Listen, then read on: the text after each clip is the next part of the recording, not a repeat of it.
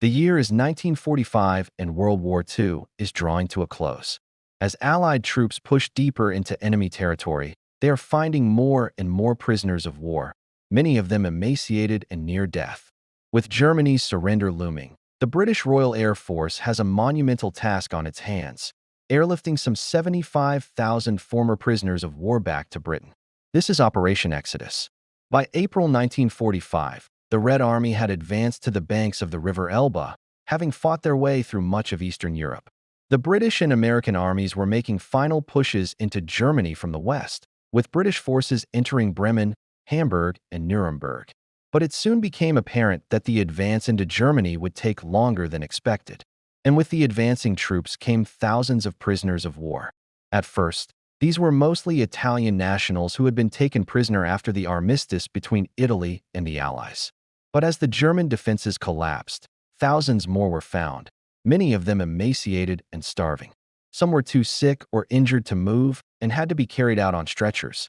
To get them home, the British set up prisoner of war holding centers close to the front line to feed, clothe, and medically treat those who'd endured unimaginable horrors at the hands of their captors.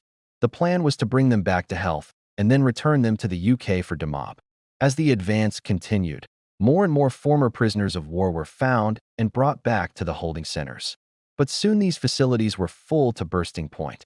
With Germany surrendering on May, it was clear that a mass evacuation would have to be carried out. So the British military turned to the Royal Air Force. The RAF was already experienced in the delicate operation of flying prisoners of war. Since the start of the war, thousands of airmen had been shot down over enemy territory and spent time in German POW camps themselves. As soon as they were recovered, they were flown back to Britain in the largest aircraft available. However, this time the numbers involved were unprecedented and every available aircraft would be needed.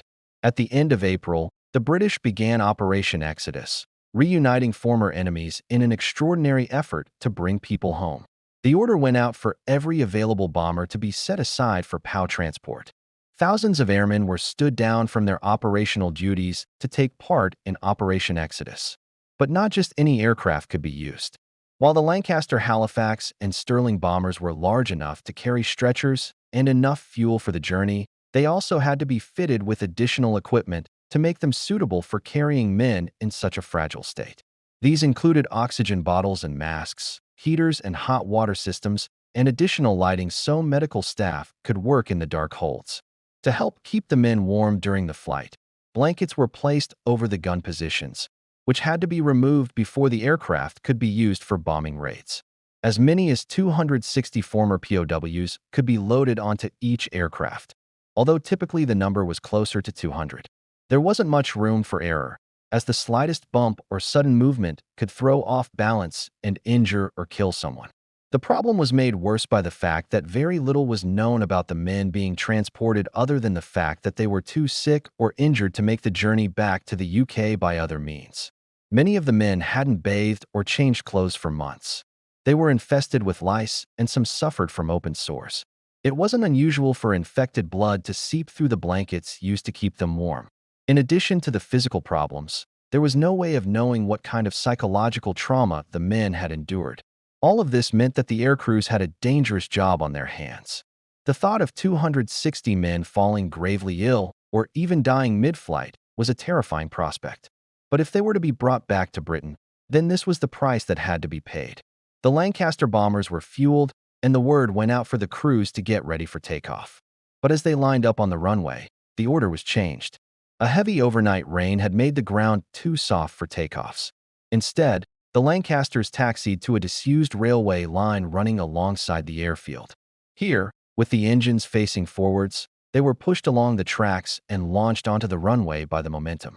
Once airborne, they flew low over the countryside, dodging anti-aircraft fire as they headed towards the holding centers. There, they picked up hundreds of former prisoners of war and flew them back to Britain. Flight Lieutenant John Sweetman flew one of the Lancasters used in the operation. He recalled, "We did not know what to expect, but when we arrived at the station, we were met by a sight which will remain with me until my dying day. Hundreds of emaciated men, many of them practically skeletons, were lined up outside the entrance to the camp. We got out to meet the medical officer in charge, who told us that those men had been selected because they were fit to be moved. The really ill were being left behind. We looked at the men standing before us and then at our aircraft. Obviously, there was no way we could take them all. To make matters worse, once they arrived at the airfield, the men had to be carried down steep steps onto the tarmac and then up again upon arrival in Britain. As Flight Lieutenant Sweetman put it was obvious that this would be impossible. Then someone produced a ramp which had been lying around, and this enabled us to unload the seriously ill patients without too much difficulty. As the Lancasters approached their destination, the men on board were given a sedative to calm their nerves. Although most of the men had survived the ordeal, many were still suffering from serious health issues. Even so, there were celebrations when they arrived. One Lancaster bomber crew member, Flight Sergeant Ken Parkin, recalled how upon arrival, "We were met by crowds of people and they were cheering. Yes, we got some stick while we were coming back. You could hear the ack-ack going off. You could see the tracer bullets coming into the aircraft. But none of it hit us. It was quite exciting. I remember one of the chaps saying, 'Well, here goes, another trip to Germany.' And we all laughed. However, not everyone was so lucky. On one occasion, a Lancaster collided with a tree during the approach to the airfield, causing the aircraft to burst into flames. All 268 men aboard were killed. In total, 5 Lancasters were lost during Operation Exodus, either crashing on takeoff or landing or being shot down by enemy fire. Of the 1,775 servicemen involved in the operation, 124 did not survive. The evacuation went on for 2 months, with the last Lancaster returning on July 1945. Altogether, some 75,000 former prisoners of war were returned to Britain, many of them too sick or injured to make the journey by any other means. This monumental task would not have been possible without the bravery of the air crews who volunteered for the dangerous mission. Flying back former enemies was one thing, but the physical and mental scars left on the men by their time in captivity had left many of them unfit to fly. Yet the men of the RAF stepped up to the challenge and brought them home. After the danger of capture had passed, there was still a need to bring the men in POW camps back to Britain. What makes Operation Exodus all the more remarkable is that it took place at a time when the RAF was woefully short of aircraft. In 1944, more than half of Britain's bomber force had been lost.